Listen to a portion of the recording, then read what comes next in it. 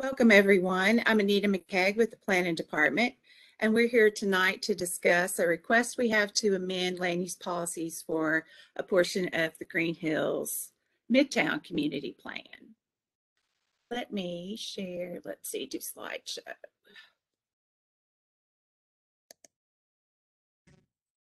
So this is in Councilmember Kobe Sledge's district. And in addition to myself, Corey Clark, Dustin Shane, and then we have the applicant team who'll be presenting and answering questions later in our meeting. If you have joined only by your phone and you want to see the presentation and materials, please go to the Planning Department, nashville.gov, and you can join through the calendar, through invite. Everyone's audio is muted. And for comments, questions, when we get to that point in the meeting, you can raise your hand or you can go ahead and type them into the panel. I think many of you may be familiar with how to do it these days, but WebEx is a little different than Zoom. You would raise your virtual hand when we get to that point in time. Sometimes it's beside you, sometimes it's at the bottom, depending on your setup.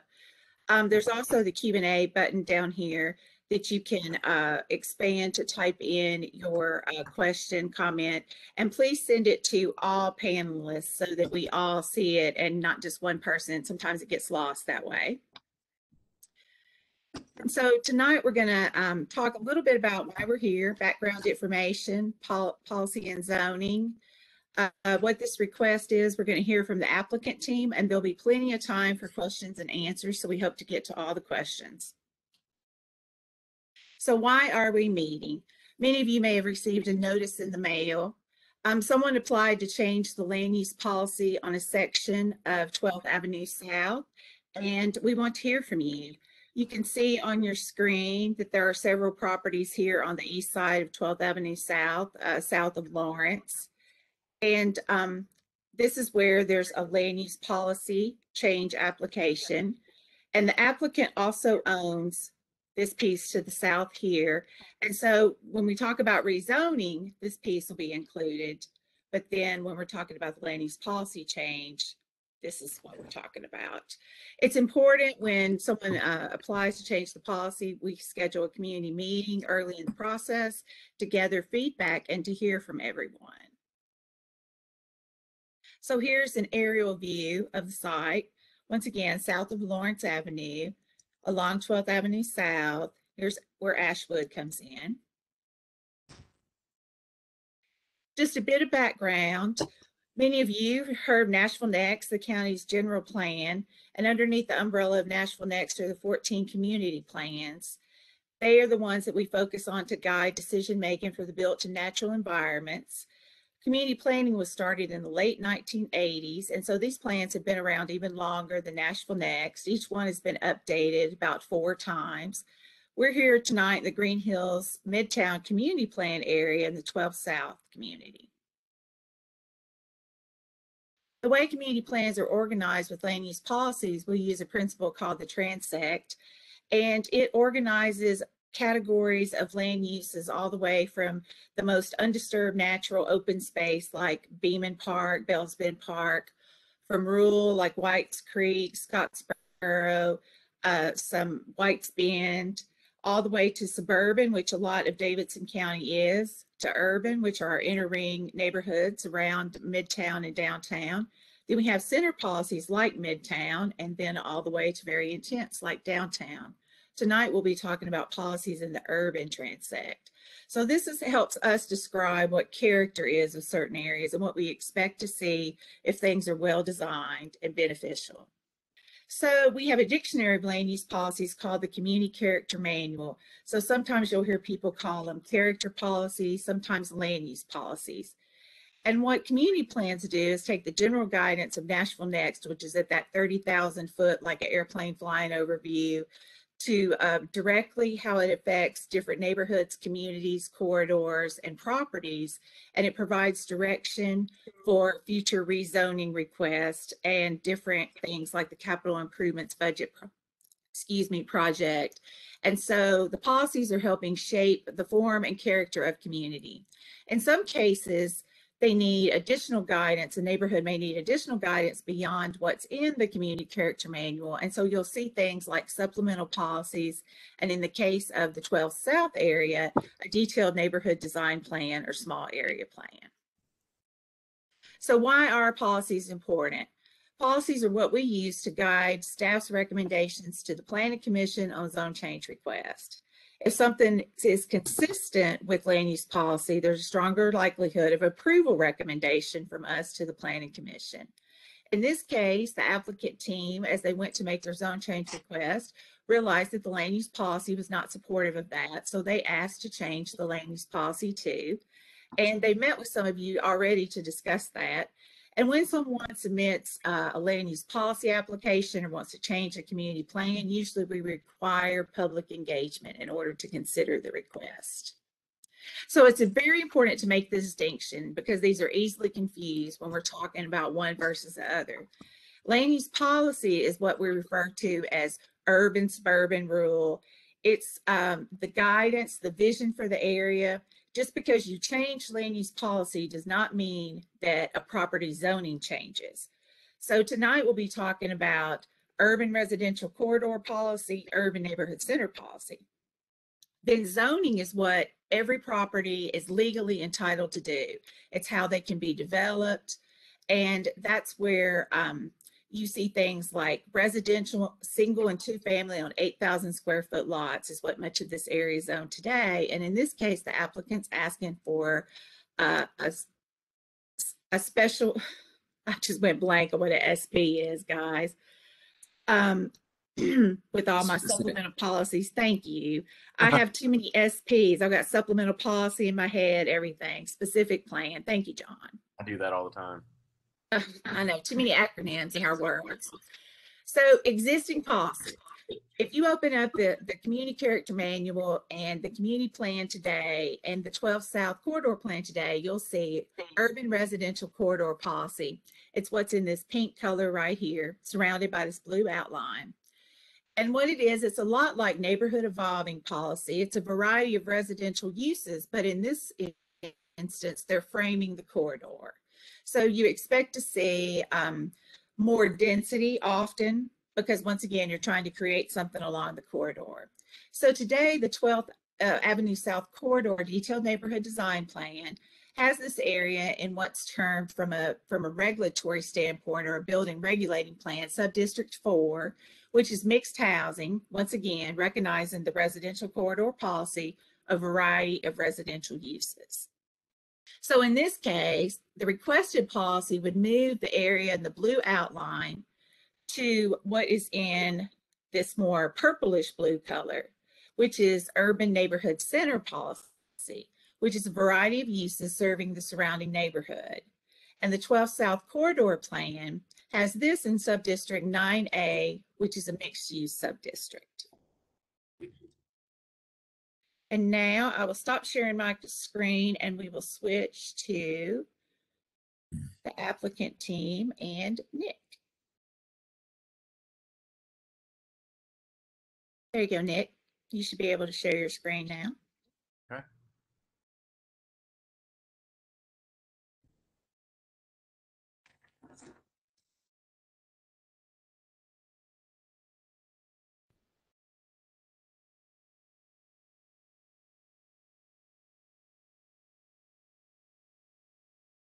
All right. Well,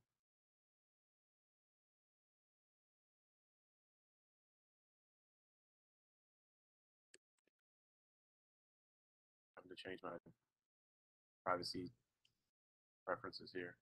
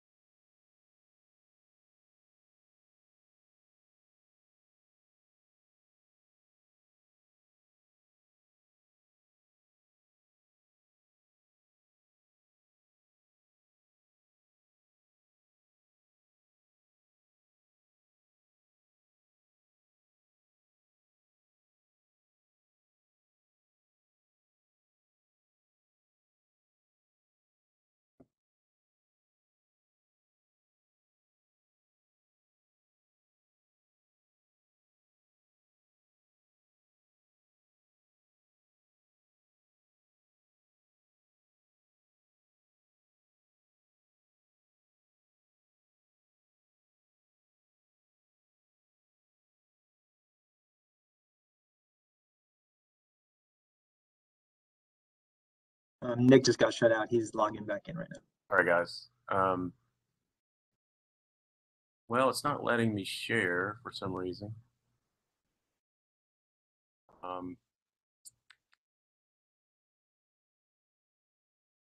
Sometimes you can share just that application, Nick. Here we go.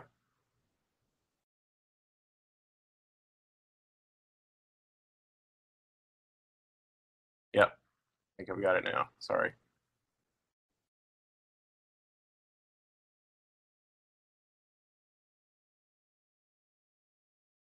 Okay. Sorry for the delay.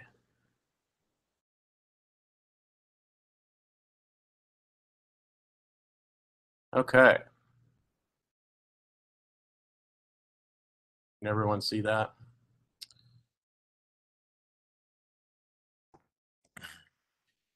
Can everyone see this, the shared screen?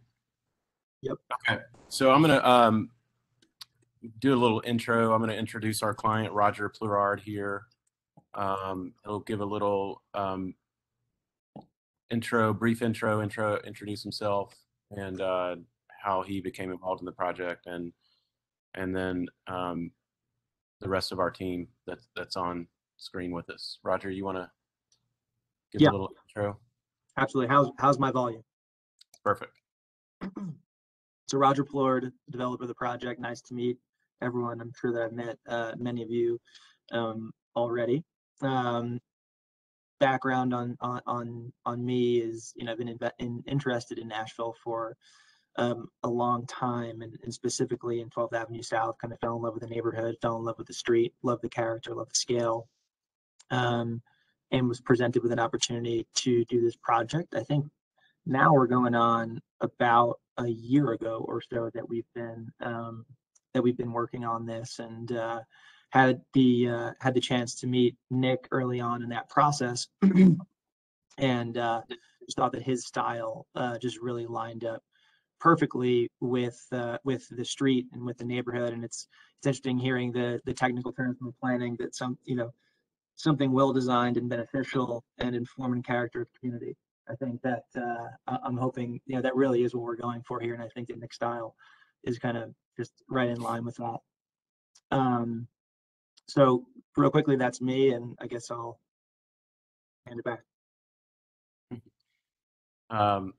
And I'll let Beth and John introduce themselves. Civil engineer and traffic engineer.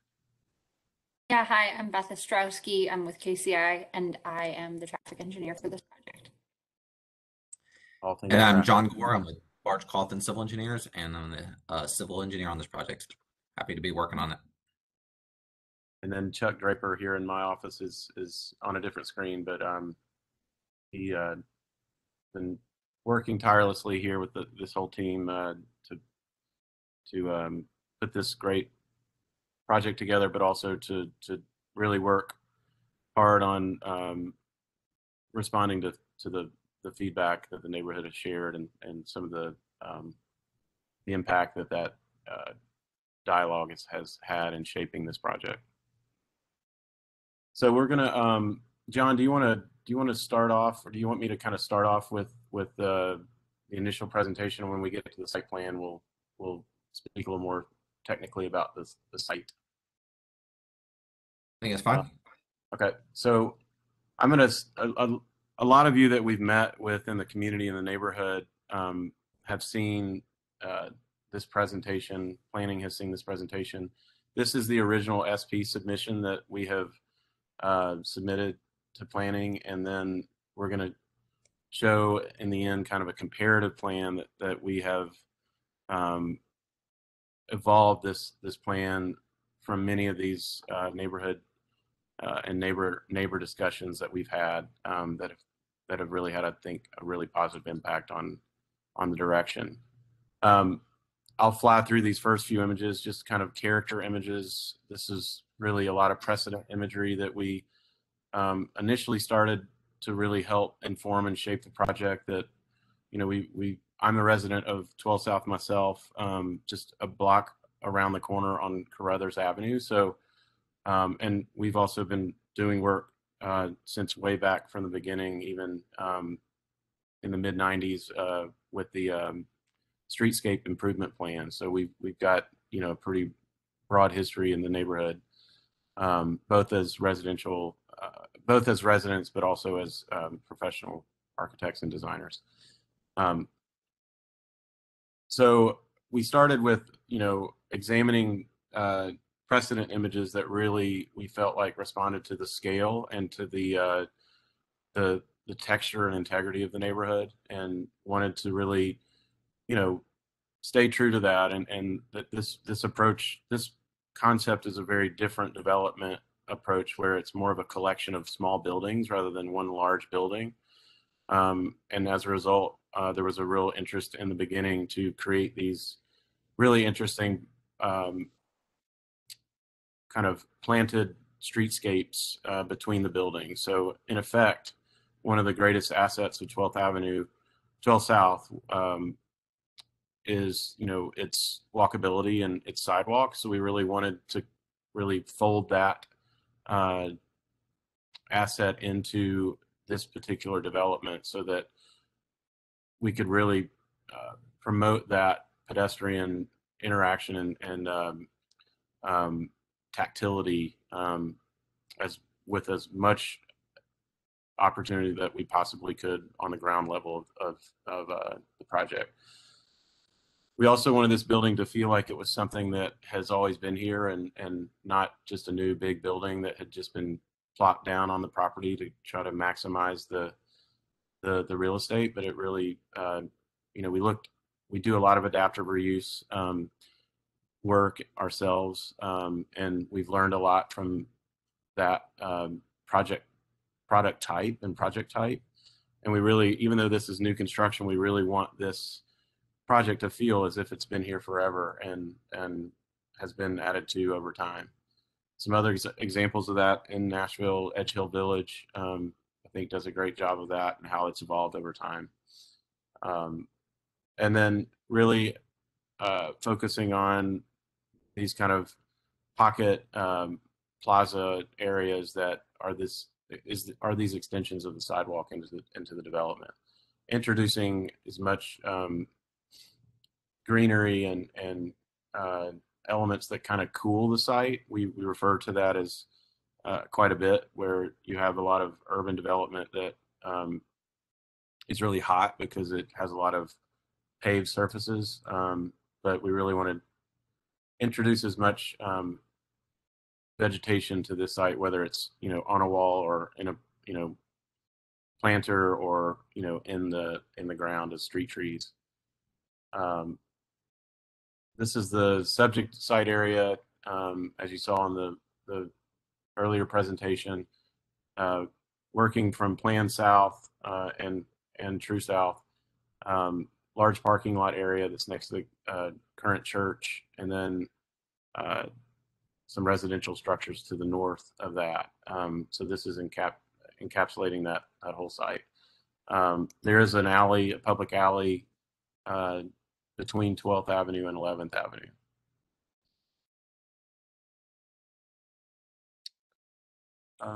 Let's see. We want to start here.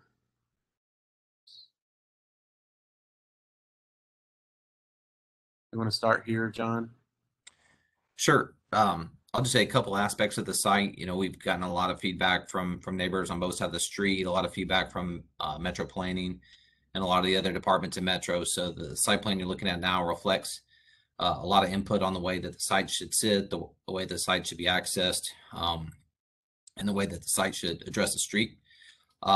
If you haven't seen the site before, I'll just kind of quickly walk through. Of course, at the bottom of the screen, you've got 12th Avenue South. We're proposing some new streetscape improvements at 12th Avenue South to accomplish a couple things. First is adding on-street parking spaces. The second is adding street trees and streetscape. This concept mirrors what is just to the south at the building that houses Josephine's, which is 2 on-street parking spaces and then a street tree, and then on-street spaces, and kind of with a consistent rhythm along the frontage that will hopefully increase on-street parking in the neighborhood, but also add to the streetscape. We're also proposing a minimum of a 12-foot sidewalk behind the curb, which is something that Metro Planning had asked for, and which is an improvement over what you see on a lot of the existing sites in the city, which just didn't have the frontage to accomplish such a wide streetscape. As many of you know, we've got an alley to our east, which is on the top of the page.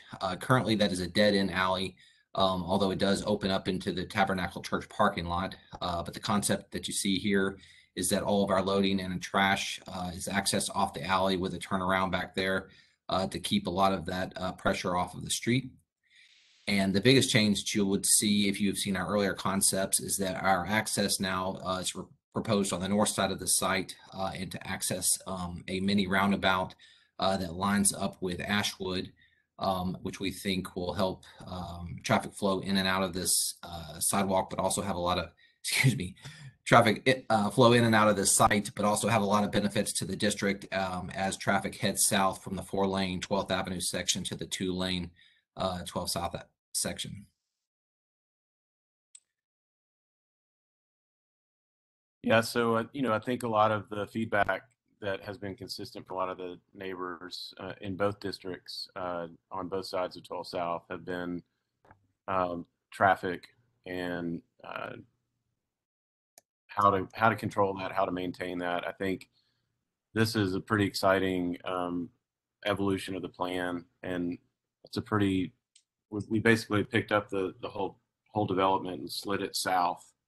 So now we're entering with this roundabout strategy, mini roundabout off of 12th that also helps, I think, not only control traffic at Ashwood and Linden, but obviously on 12 South. If you're familiar with that area, coming from 4 lanes to the median down to 2 lanes. People are coming in at pretty high speeds, and we feel like this is a really good solution on many accounts for not only this site, but also for 12th Avenue South at large. It also helps us manage traffic kind of in and around the site.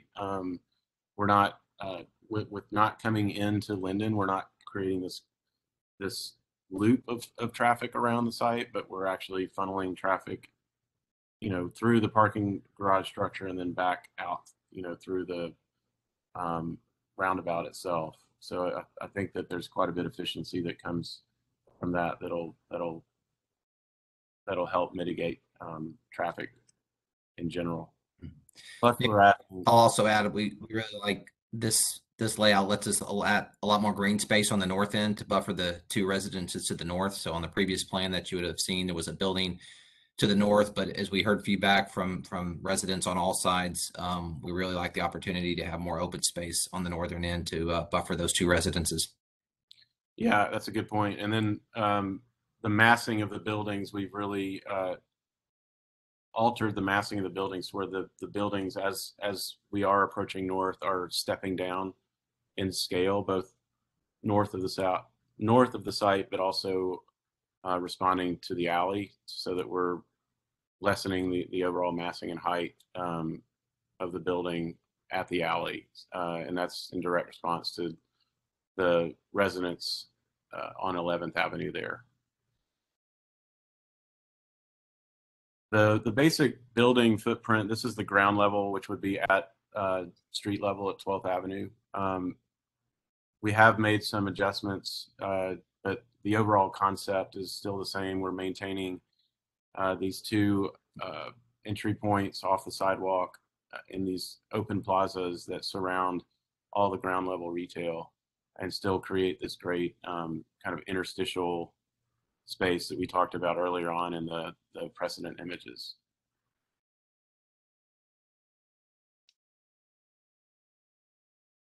And then as we go up, those 2 front buildings, A and B, are lower scale single-story buildings.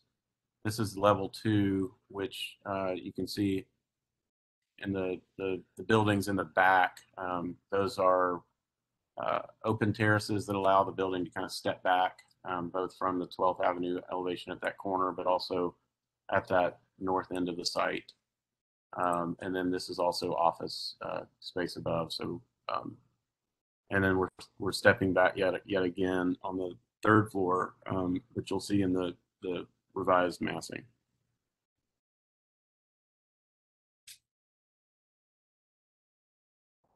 These are some street views of the kind of character of the architecture. We do see these as a collection of buildings that have buildings that are different in size and scale, but also texture and material. But they are, you know, cohesive and built of high quality materials. A lot of masonry, a lot of brick. Some brick that will be different colors and contrasting one another. We haven't obviously selected those actual colors yet, but this gives kind of a character of how that would feel on the street. The lower scale buildings to the north there were the buildings that we had referenced as having that kind of lower scale character, like quite a bit of 12 South does as well.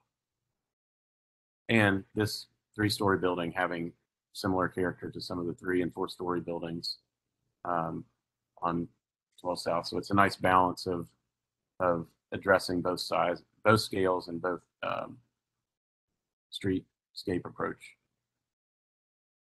This is a nice view of how this sidewalk kind of folds into the development. So you can see how these ground level buildings are activated at a pedestrian scale. And we feel like that's a real special quality and attribute about this proposal. And this is a view standing or sitting inside one of those courtyards looking back out towards 12 South. So to our back here would be some retail and office, but we're looking towards that kind of smaller scale cafe, plaza,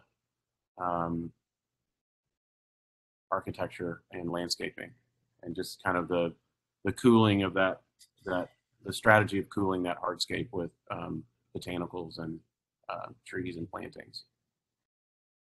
And then this is more of an aerial view, kind of a bird's eye view looking west, as you can kind of see inside of that courtyard and how that interacts with all the other street level spaces and retail spaces.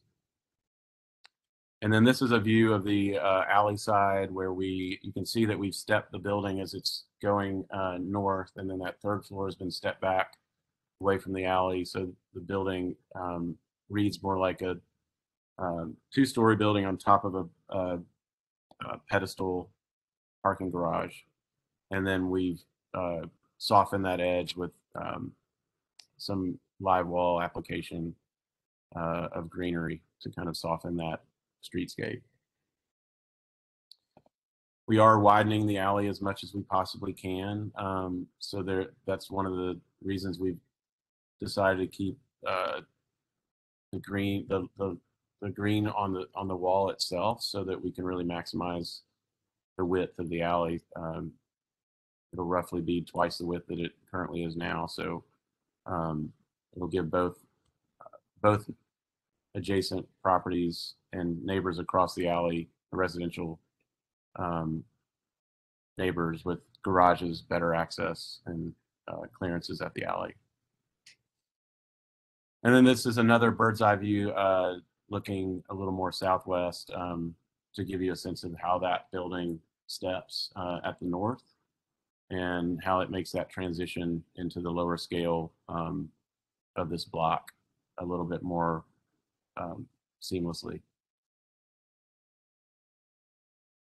And then this is a street level view just of that same north end of the building. Masonry, a lot of glass on the street elevation, storefronts, but just a lot of nice planting as well in the planting areas that John had mentioned.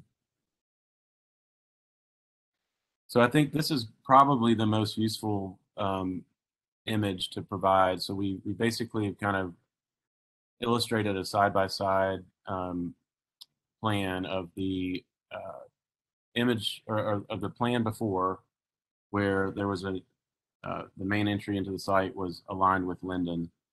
And then the after plan shows the introduction of the mini roundabout and shifting the whole building south so that we're entering now on this north end of the building. And you can also see the slight changes. The biggest change is that we lost building D in the original plan entirely, and kind of repositioned some of the programming and adjusted once we moved south. We replaced the traffic signal at Linden with a mini roundabout at Ashwood and relocated primary parking garage entrance and exit. We eliminated vehicular access to the alley from 12th Avenue South. I think that's a big one because with a lot of the time that we spent with the neighbors and residents on 11th Avenue, the alley is a very sensitive potential thoroughfare. So I think that we're limiting that potential traffic by eliminating that access from 12th Avenue South. We replaced the standalone retail building with a landscape garden. I think that's, really going to be a nice element there at that roundabout to kind of really bury that access ramp into the parking garage with kind of a lush grove of trees. And the garage exits onto the alley we reduced from 2 to 1. So that also contributes to, being sensitive about limiting the traffic that we're introducing onto the alley, the public right of way.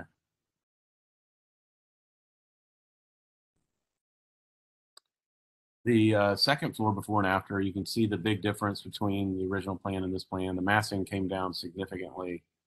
We reduced the office floor area by approximately 30%, which is about 12,500 square feet. And then we introduced cascading facade and the artificial silkscreen planting on the eastern facade.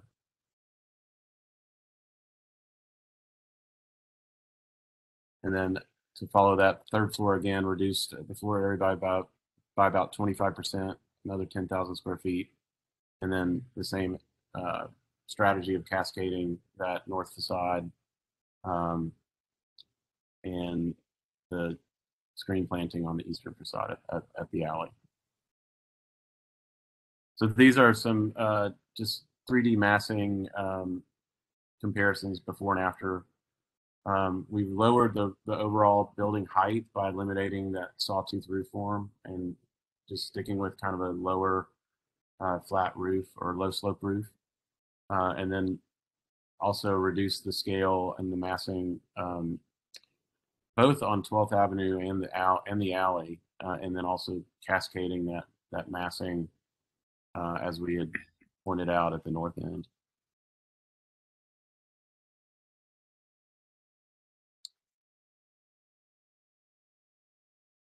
Roger, do you want to talk a little bit about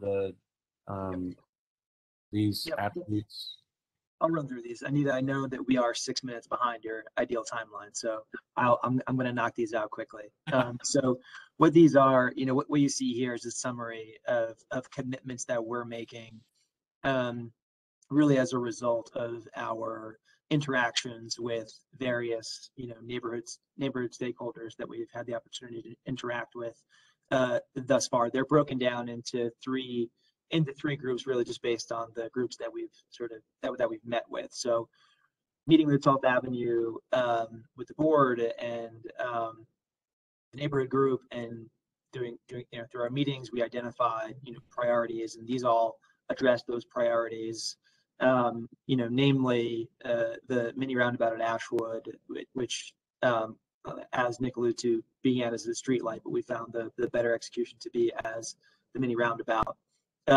The covenant to restrict any sort of STRs. We all know that Airbnbs are not desired here by any one of these groups or subgroups or anyone in this area, and so that'll be a very strict covenant in our SP.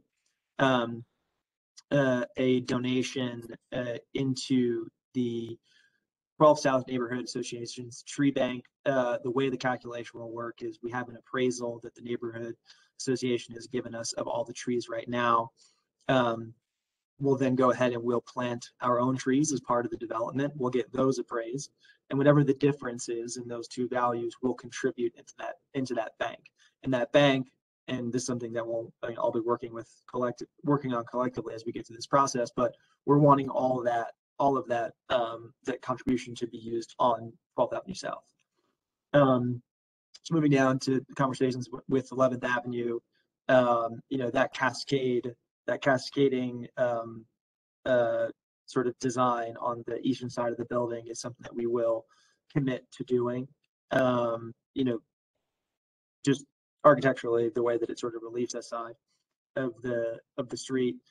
Parking, it was sort of a collective desire for the first 30 minutes or so to be free, so that this was an approachable parking garage. So that's another thing that we'll commit to. Noise will limit the decibel level to some amount which we can sort of work through the exact level, but we're not wanting for this to be a super loud place. I don't see that being an issue. We're installing fencing and CMU between service areas residential. So you'll see in the sort of back right, or it would be southeast corner, we've got some service area there. So just creating privacy screens and that sort of separation to keep one use separate from the other. We are committing to limiting all of the exits on the eastern side of the garage to be exit only. Again, as Nick alluded to, just keeping the activity on that alley to as limited as possible. Hours of operation stopping at 11 p.m. And then widening the alley to 18 feet, which I believe is about twice as wide it is right now. Lastly, and I apologize for going so quickly, just trying to stay on time here, resultant of our conversations with, Linden and Ashwood, moving the mini roundabout to where it is.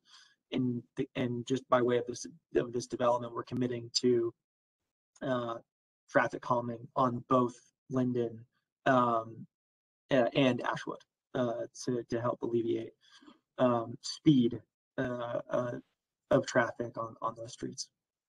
So it's my best effort, Anita, quick as I can go.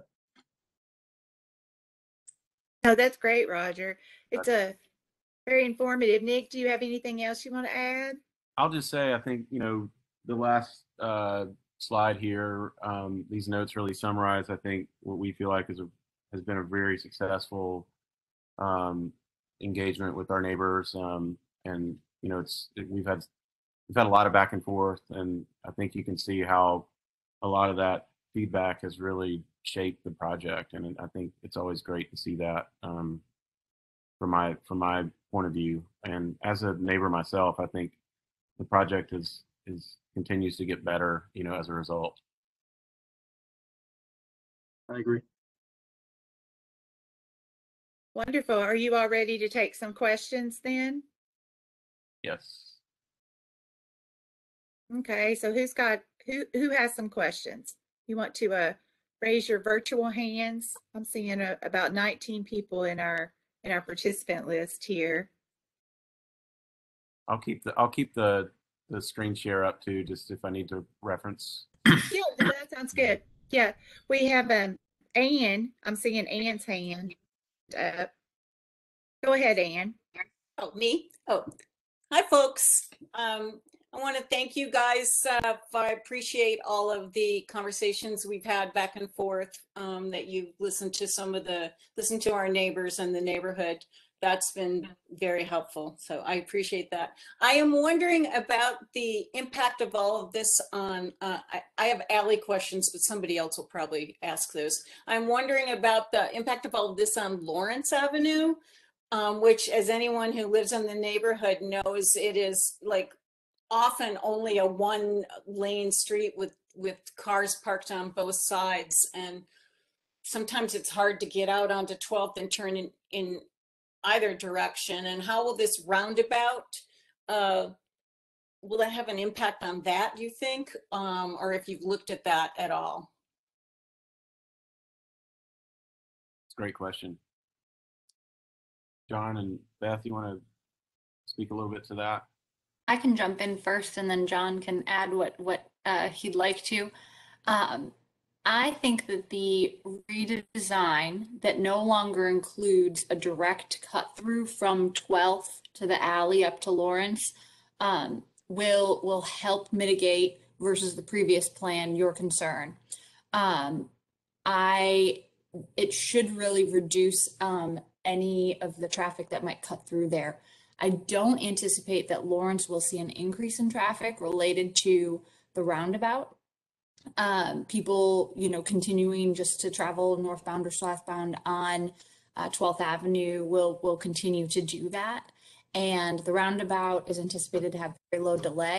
So there wouldn't be a reason that people would divert to avoid delay. John, you might want to add, certainly. Just that also we were hoping that, there's an issue with speed with people heading 12 south, heading south on 12 south in the 4-lane section as they get to the 2-lane section. I think everybody knows there was, a neighborhood sign in the median there a number of times that kept getting hit by cars. So I think the other thing we're hoping is that people approach the mini roundabout and they're going to see that their initial reaction is going to be to slow down, which I think will help traffic exiting Lawrence, which I think was one of the main parts of the question. Okay, I'm seeing Lauren Reese. Let's unmute her. Yep, go ahead, Lauren. There, I think the plans are great. I think you guys have come a really long way with them. So I'm sorry, I have a sick baby on my lap. So I'm in full support of them.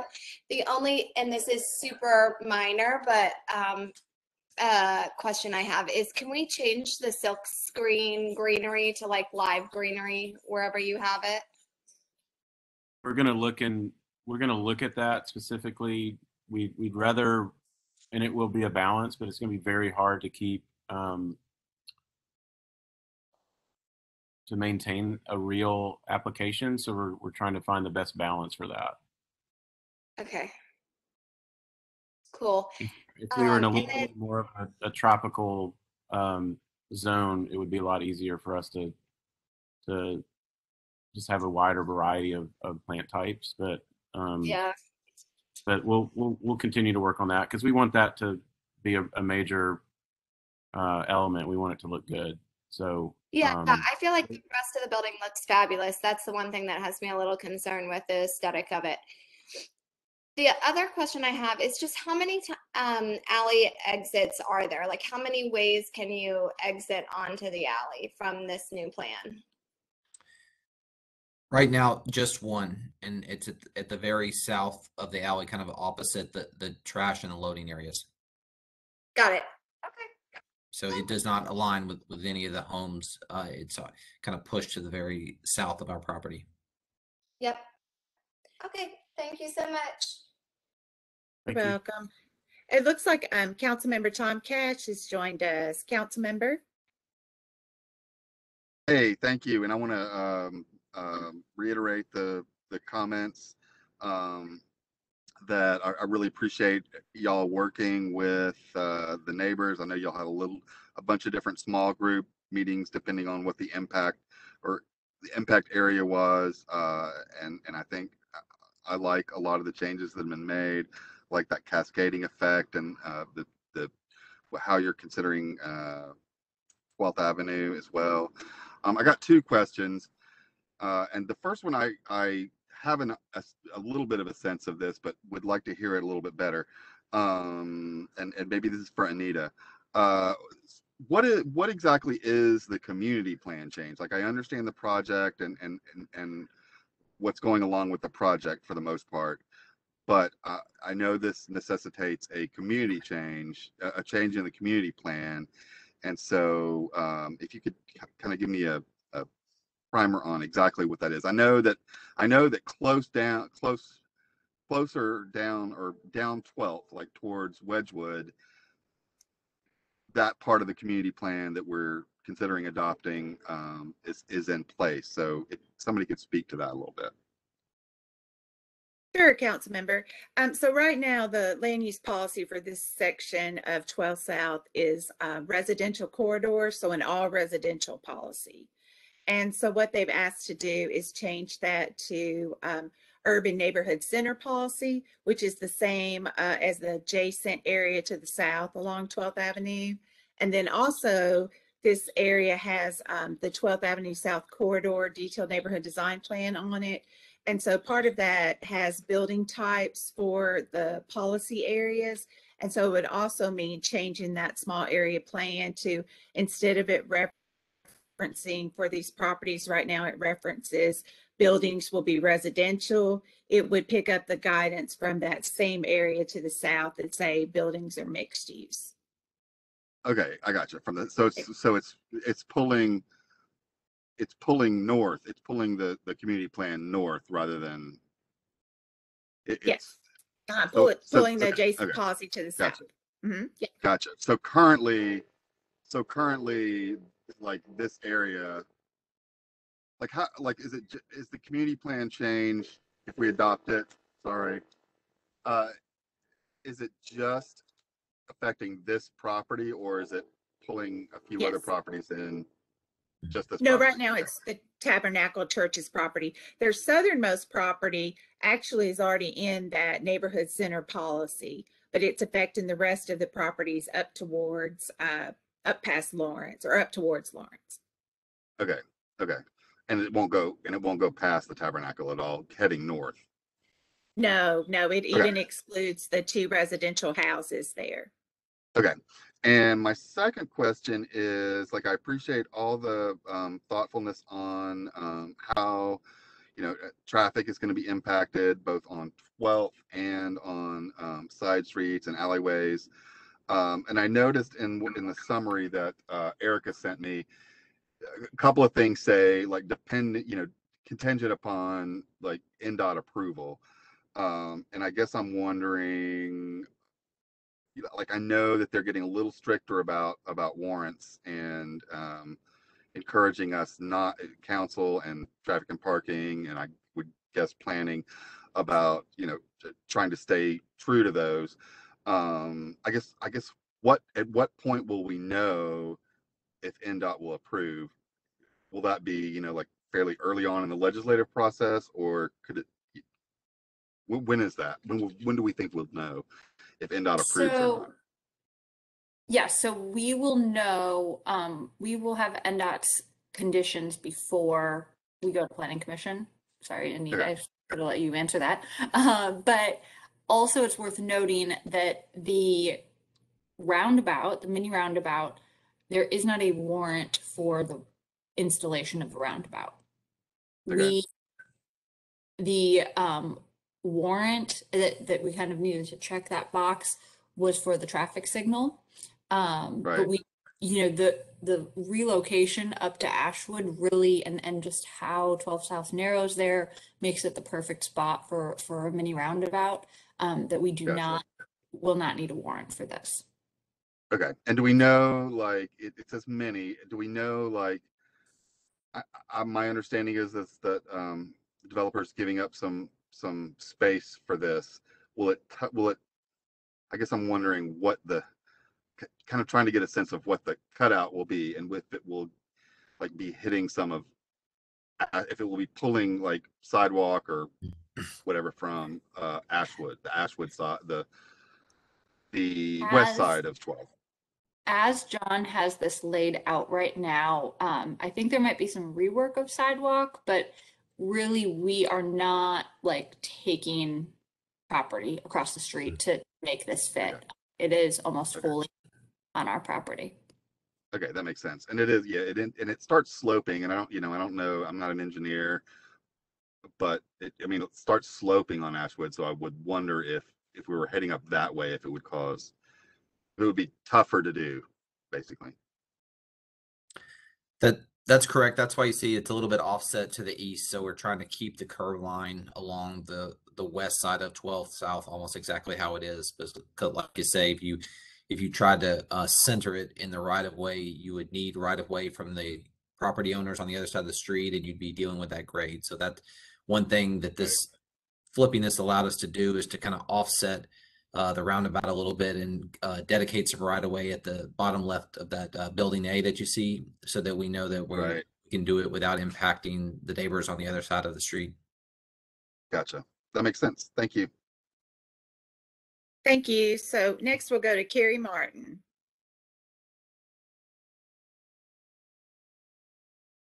There we go. Thank you. First of all, I only have 3 questions in 17 parts. No, I'm not going to Sam Donaldson everybody. First of all, I do also want to echo what my neighbors have said. I think Nick and Roger, Beth, John, and your teams have done a really, really thoughtful and earnest job of taking in our feedback and coming up with solutions. I think it's improved significantly and incorporated even all the little details that I think many of us had mentioned. So that's my first thing. I just want to salute you for that and thank you for listening and acting.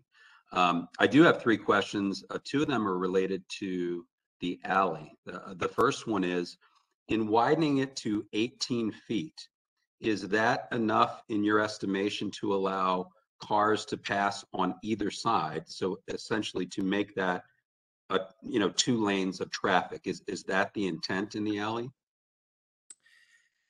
The intent, to answer your question, yes, it is still very tight. I think because the alley dead ends, it does not run a full block, and there's only kind of limited parcels on the west side of the alley that tie to the alley. I think you're gonna have very little times when 2 cars are passing, but theoretically, most cars are 6 or 7 feet wide. When we do, for instance, like an ATM drive-through at a bank, that's 8 or 9 feet wide. So theoretically, this would operate kind of like a yield street where 2 cars can pass each other. They probably realistically have to slow down pretty slow to do it, but that we've dedicated enough right away so that that's possible. Okay, because my concern is not necessarily in the heart of the alley behind the homes. It's more at the mouth of the alley on the north side where it goes between 2 homes. And it does not look like there is a lot of room to get cars in and out of there to widen that delta any further than it is. So that's just something as a broad concern, I think, just to take a look at again. And maybe there are ways around it, but it seems to me it's kind of landlocked between those 2 residences. So I don't know if you have a point of view on that, John, or. We would agree with you. I mean, that was part of what was driving the strategy to take as much traffic as possible off the alley, just because we don't, say, control that last parcel that fronts Lawrence. So we do have some recommendations to try to keep people from parking on Lawrence too close to the alley, which I think will help sight distance and help people maneuvering in and out of the alley. But that most likely when somebody is in that last 100 feet leaving the alley, if someone was turning in, they'd probably just wait and let that person get out before they enter the alley. Yeah, because I could tell you, and I'm sure my neighbors would attest, it can be dicey even just turning out from the alley on a normal day, especially on weekends with foot traffic and cars parked on either side. The visibility is not great. And so that's just one, I think, just to take a closer look at. And then the second question around the alley is, I see that you've moved it to the far south end of where the garage is. Is the intent, because at one point I know there was some talk about that being an emergency exit only. In other words, that all of the traffic was going to try to be funneled back through the roundabout. Is that the intent, or is the intent that cars could exit either into the alley or back out the roundabout? We've talked a lot about the possibility of an emergency exit. Some of that gets difficult because it's hard to define. Again, obviously, if you're in a building and you have a person, a person door exit, that's easy to define, and you have a bar that you have to hit to leave. It's a little bit harder with a parking garage because it's kind of a question of how do you decide if it's emergency and then who can use it. So our intent was that if we moved it all the way to the south, that it's a little bit less convenient as just kind of a cut through to get out to Lawrence, that some people might still use it, but that we've cut down on the amount of people using it. We were also trying to make sure we cut down on if someone is fleet is using that entrance, that their lights wouldn't be, you know, shining right into the back of somebody's property, the way that it was originally laid out with 2 exits. So Yes. the intent is that we've made it what we feel like is less convenient, so that the vast majority of people would probably just go straight out to 12 to the roundabout where there's no restrictions. Okay, terrific. And my last question is just as far as pedestrian access from the alley to the development. In one of the schematics, it looked as if we could walk from, say, our backyard towards the north end of the building, across where the entrance to the parking garage is. Will that be possible for you know, residents to cross into the center of the development, or would we have to kind of walk around either way? I think some of that's details we're still working out, but the alley will need to have emergency exits just so that somebody there will be, you know, could walk out of the garage if they needed to. So there will probably be several places where a person could walk into the garage. It probably, again, we haven't gotten too far into it, but it probably will not be on the very northern edge because we're going to landscape that heavily to buffer the property that's to the north. So I think the options would be to either walk in kind of mid development into the parking garage and use the elevators to go up to the second level, or walk along the second kind of second side, south side of the development, because there's a sidewalk there and there's going to be a stairway for egress. So I think there'll probably be 2 or 3 ways that people who just wanted to walk to this development from the alley side or from the east side could get there. Okay. Well, thank you. And once again, I do really appreciate all of the thoughtful intent and responsiveness that the group has shown. And I think, you know, to echo what Lauren and Annie have said, I think this is an improvement from where we are, not only from our point of view backing up to the alley, but also the aesthetic and the traffic flow. I think this is a really nice solution, still with some concerns on the alley, but based on what you've proposed, I think it's probably the best solution that we could have hoped for. Thank you, Okay, next let's go to Ann Kruger. You already did me. I'm sorry. Oh, okay. Still got your hand up. Okay. Anthony? Yeah. Anthony, I'm seeing your hand up. Okay. Yeah. Can you hear me? Yes. Okay. I'm sorry because I don't know if I never used this app before, so I'm struggling. My question, I have a couple questions about the alley still. One, what about trucks? What about service trucks? How are they coming in to the facility? Are they coming down the alley? Sure. So the intent is that the trash is picked up off the alley, and that some smaller, you know, a typical trash truck is about 35 feet long, and that's about how big kind of a box truck, a delivery type truck is also. So the intent is that a delivery truck could also get down the alley, and we've got a paved area that's opposite the dumpsters that they're able to kind of park and unload and make a T turnaround and get back out the alley. But the alley, because it's a dead end, is not capable of taking, for instance, a semi truck or a really large delivery truck. So really large delivery trucks would need to access off of 12th Avenue South. Our intent is, we've got several sections of on-street parking, so our intent is to get some of those on-street parking areas signed as delivery only in certain times, usually in the morning. You see that a lot downtown. So that deliveries from bigger trucks could be scheduled and coordinated off of 12 South, but that you would only have kind of smaller and medium deliveries utilizing the alley. So on the west side, I'm calling it the west side of the building. It's marked in red like a rectangular thing, and then there's the dumpster area. What is that in the red? I guess what I'm wondering is, so how are these trucks going to turn around and go back?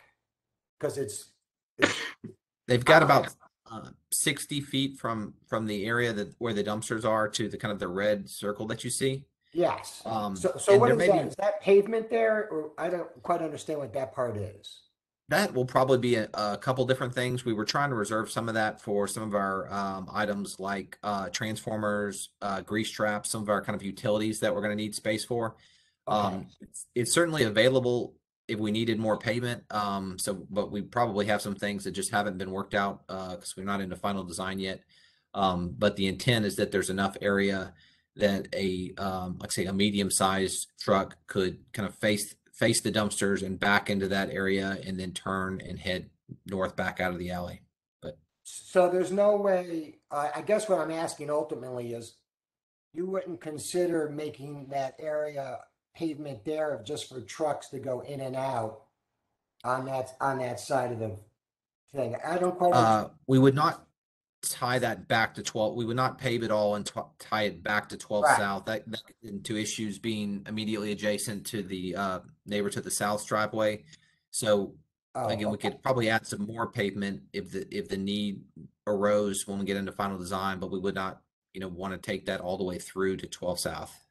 Okay. Well, I have one suggestion as far as I think that one of the big issues, and I think I reflect most of the people on the alleyway, is that getting in and out of the alley can be really, really problematic.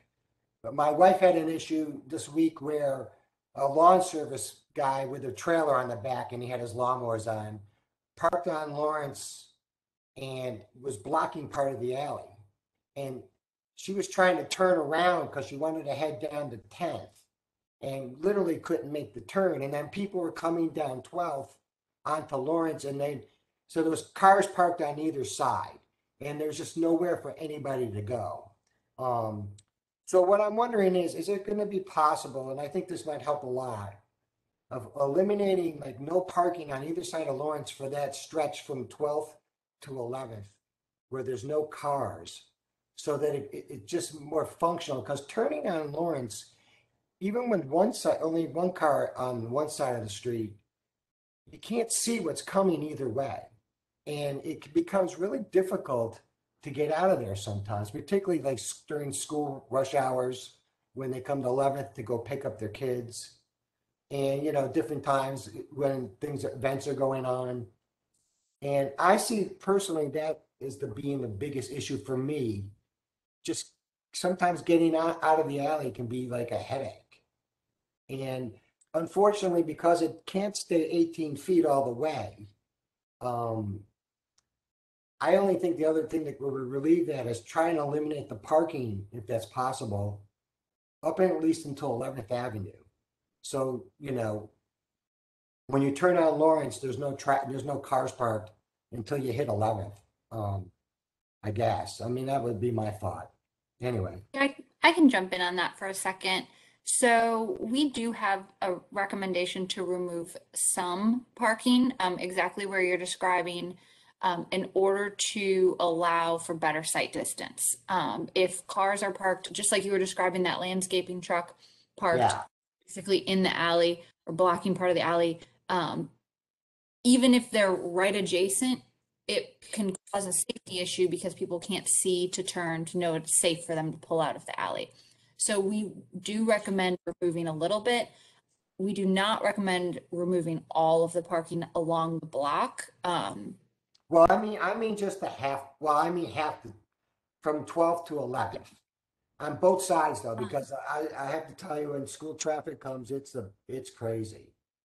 Yeah, the reason that we don't recommend removing all of it associated with this project is because, some people obviously use that parking and need it for their, daily use for their property that they own or rent.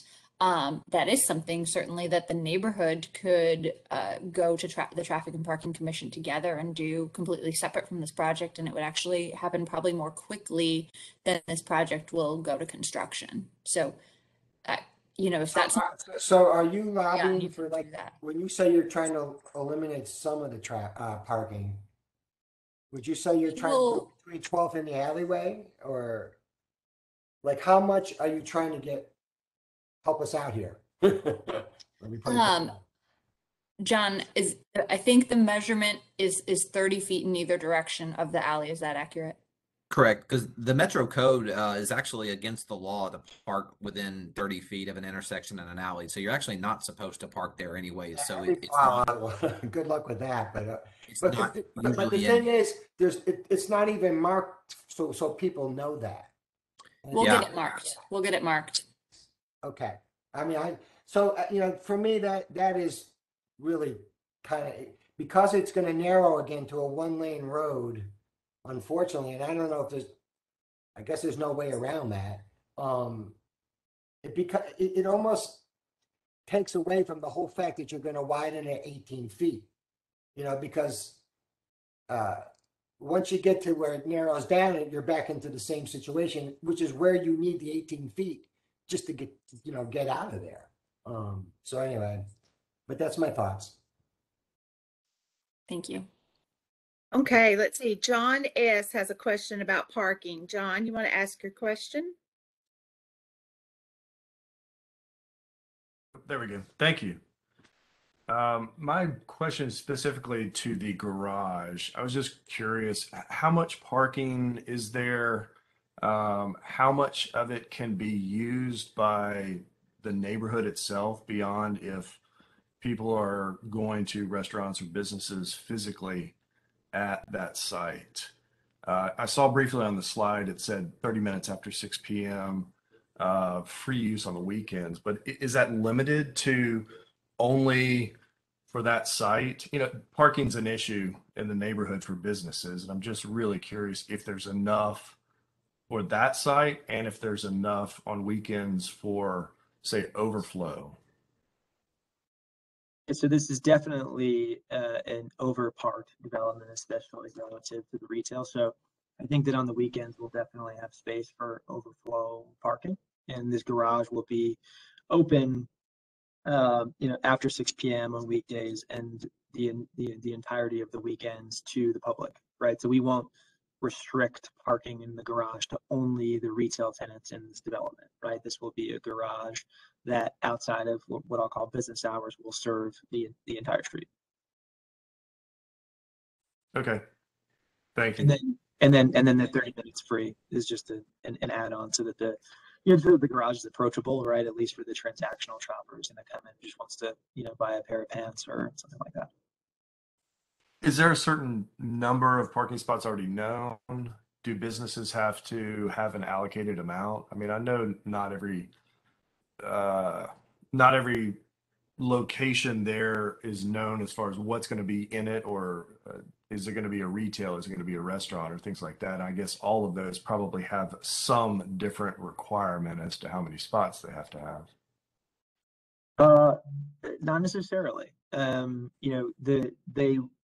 The restaurants and the retailers are going to want for parking to be there, but that we're not going to, sort of section off and reserve spaces for particular tenants, right? Like this isn't going to be the 15 spaces for restaurant A and only restaurant A can use them, right? This will be an open garage that's available. Okay. Again, Great. that's outside of the one qualifier there is that we will make sure that we have room for the office users during office hours, because I'm sure if you work in an office, right, you want to show up and you want to make sure you have a parking spot. Certainly. Thank you. Yep. Next, let's go to Jeremy. Yeah, just following up on that, I had two questions, and first was on parking. Just what's the net increase in spaces when you remove the surface lot and then add in the ones in the development? We were looking at about right around 200 parking spaces for the garage as proposed. I will have to go back and check. I believe that the church has between 50 and 60 parking spaces, but I can go back and check that. I haven't checked in a while, but it's something around there. Okay. And then the second question was just your proposal mentioned easement or something of traffic conditions on Linden and Ashwood. I forget the exact phrase that was used, but can you be more specific as to what that entails? Sure. I think that it references the pedestrian access easements. So as part of the streetscape that we're proposing here, we're proposing to Metro Planning has asked for an extra wide sidewalk. Some of the historic areas of 12 South, you've probably noticed that there's maybe a 4-foot grass strip and a 5 or 6 foot wide sidewalk, but that Metro Planning is important here for them to feel like we have an adequate pedestrian space for all these uses. So we have a minimum of 12 foot of sidewalk required. So the first 6 foot of that sidewalk is in the 12 South right of way, and then we're proposing a minimum of another 6 foot width of sidewalk and a pedestrian access easement, just to ensure that there's functionally 12 feet of sidewalk behind the curb. So I believe that's what you might have seen. Got it. Is that separate from the traffic calming measures, or was there a separate? Yes, this is an easement that the property is dedicating along its entire 12 South frontage. So Yep. that's a requirement for Metro Planning. That's separate from the traffic calming measures that the development has committed to on Linden and Ashwood. So what were those specifically, other than the roundabout? They were most likely traffic calming speed humps, I believe. Speed cushions, for yes. Speed cushions. Awesome. Thank you. Mhm. Thank you. My kids are going to get killed out there, so that's great to hear. Thank you all. Thank you. Councilmember Cash, did you have more questions?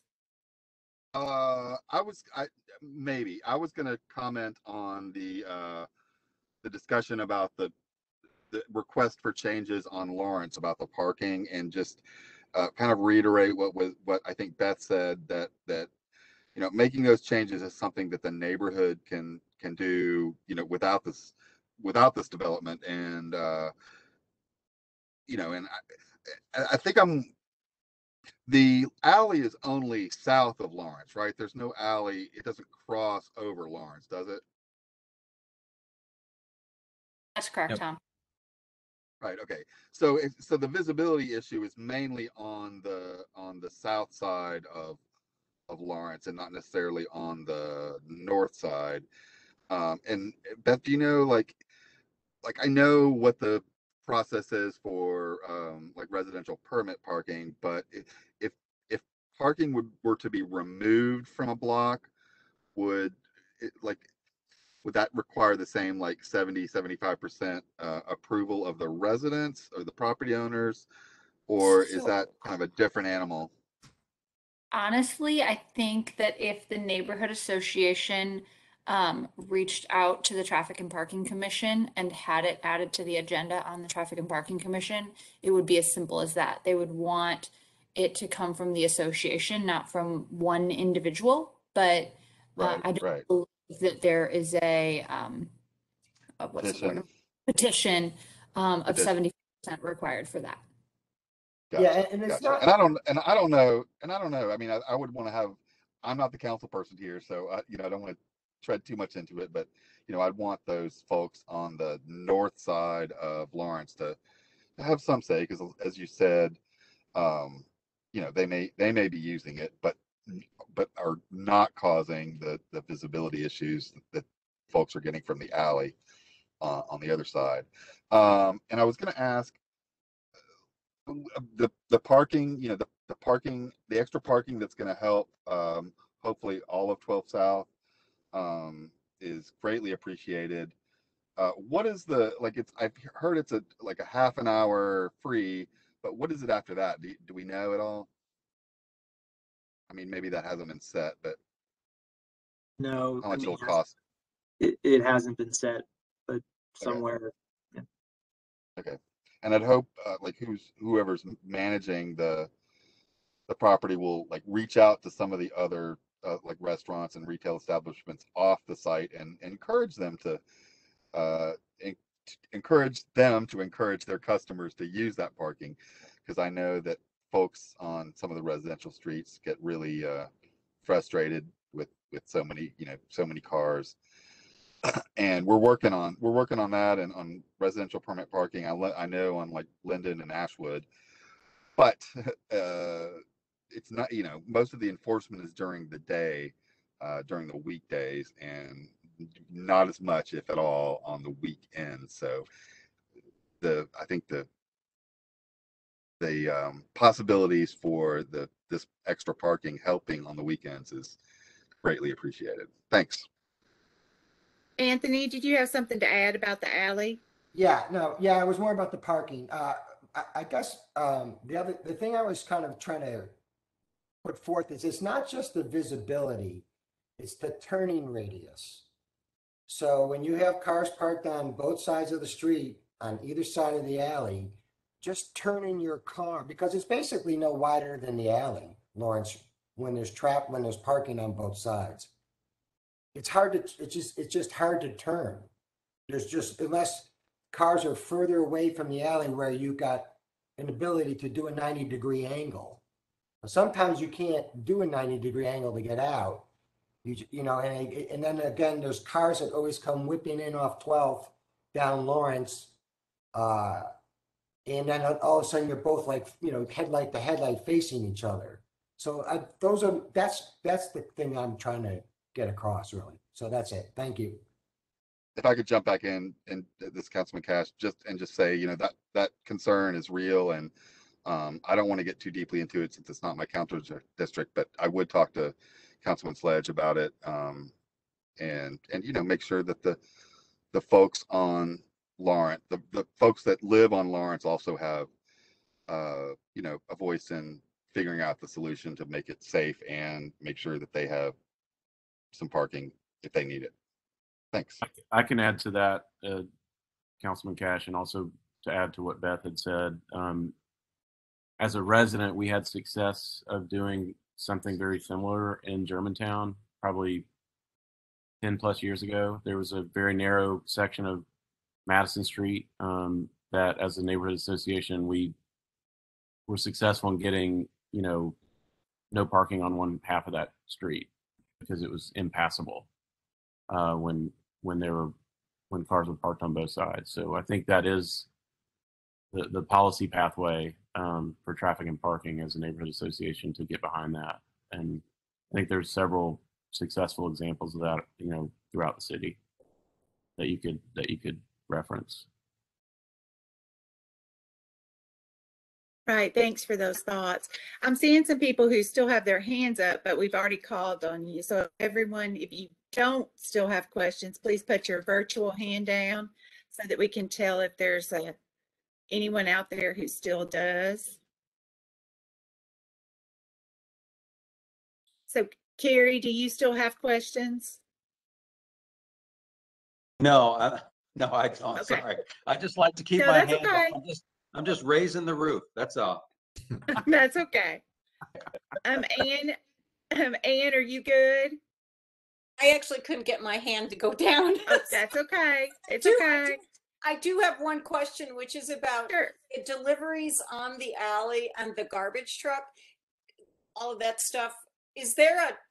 Can there be time limits on that? Like they can't come at 5 in the morning and beep and all that stuff? Or is that like during a certain time that those can be limited to, or how does that work?